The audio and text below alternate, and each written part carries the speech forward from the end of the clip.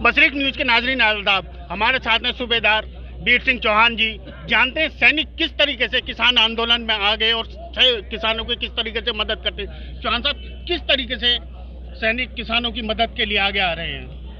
आप मुझे बताइए सर, हम किसान के बेटे हैं, हमें आना चाहिए नहीं आना चाहिए अपने पिता और भाइयों के पास?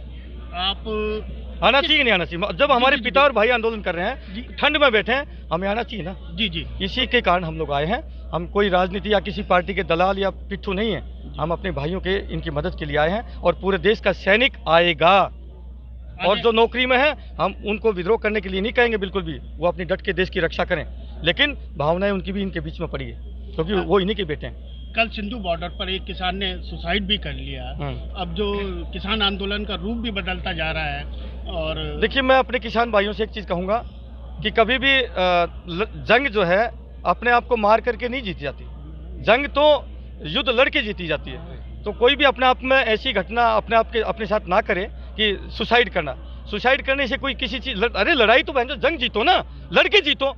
आपने खुद को ही मार लिया तो फिर कहाँ जंग जीती? तो ऐसा काम मैं सभी से अपील करूंगा मेरे किसान भाइयों से कि कभी भी बुजदिली का, ये बुजदिली का काम है। बुजदिल आप सैनिक और किसान हैं, मिलकर लड़ाई लड़ेंगे कि सरकार को झुकना पड़ेगा, सरकार को अंतिम घुटने टेकने पड़ेंगे इनके सामने। ये मैं बता रहा हूं। बीजेपी IT सेल जो है तरह तरह की बड़ी बड़ी गाड़ियाँ दिखा रहे हैं और किसानों को बढ़िया खाना वाना खाते हुए दिखा रहे हैं और कह रहे हैं कि ये किसान नहीं है, और मतलब इस आंदोलन का रूप बदलने की पूरी कोशिश कर रहे हैं। इस बाबत आप क्या कहें? देखिए साहब, यहाँ पर बहुत सारे अच्छे भंडारे लगा रखे हैं, खाना पीना ठीक ठाक मिल रहा है मेरे किसानों को। ये किसका देन है?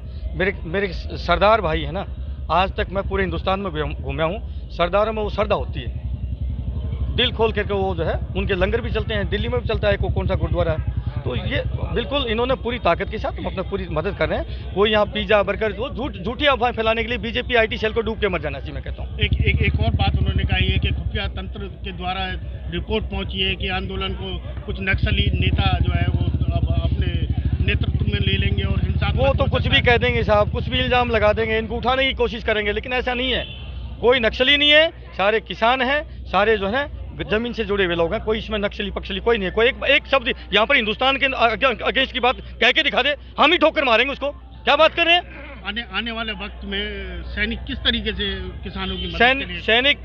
सैनिकों में जोश होता है, और मैं तो अपने किसान भाइयों का जोश बढ़ाने के लिए आऊँ। मैं डटे रहूँ मैदान में। क्यों जी, जोश बढ़ा कि नहीं मेरी बात सुन करके?